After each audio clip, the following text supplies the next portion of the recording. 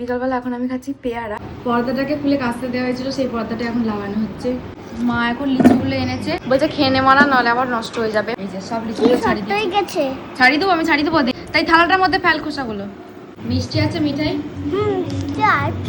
মিষ্টি আছে। হ্যাঁ, আজকে মা আবার বানাচ্ছে গুড়াম, কারণ পুরুলিয়া থেকে আমার একটা দিদিভাই দাদাভাই আসবে। সে দাদাভাই আমের আচার খেতে খুব ভালোবাসে, তাই মা দাদাভাইয়ের জন্য মানে বাড়ি পুজো আর বুনি জন্মদিনে আসবে, তাই মা দাদাভাইয়ের জন্য আলাদা করে বানাচ্ছে। আমি বলেছিলাম যে আমাদের যেটা বানিয়েছো তাহলে সেটা থেকে একটু রেখে দেবো। আমার মা আমাকে বিশ্বাস করতে পারেনি, বললো তুই কোন সময় যখন তখন একটু হাত ভরিস ওর মধ্যে, বাড়ি পুজো আসতে আসতে শেষ করে দিবি। মা আমার তোকে আমার বিশ্বাস নিয়ে আমি আলাদা করে বানিয়ে রাখছি। তাই এইটাকে মা বলে যে হাত দিলে হাত কেটে দেবে।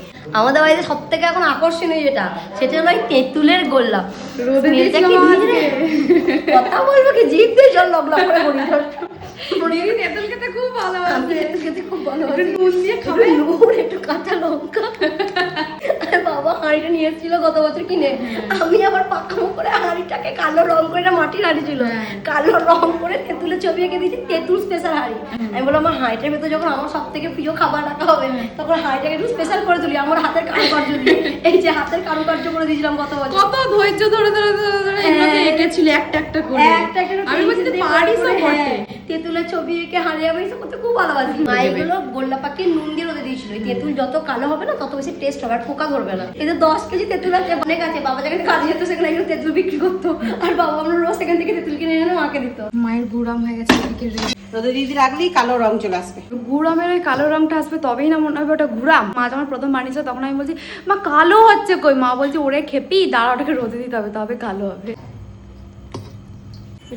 আমার কাছে ছোট মিশে জামা কুর্তি দিবি, কুর্তি জামা দেবে তো জন্মদিনে।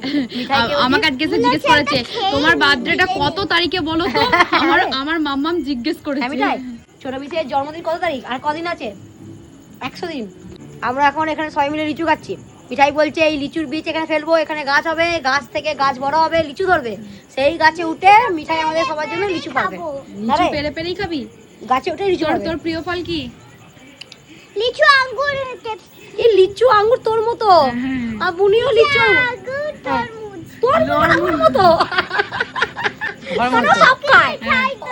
ওই দেখ সব কিছুই খায়, ও ভালো মেয়ে, সব কিছু খেতে হয়। আজকে আমাদের রাতের মেনু সাদা মুড়ি, সঙ্গে বলা মায়ের করা ওই যেটা আবার ঘ্যাট, আর বরবটি দিয়ে আমগুলো কেমন ফ্রেশ লাগে তাই না, আমার মতো টাটকা। এদিকে যে ওবেলা ছাতু গোলা, এটা সাবিতের জন্মদিনের মিষ্টি, আর এই যে শর্ট মিষ্টি যদি আমি খাবো না, মা বাবা খাবে, শর্টটা আমি খাবো।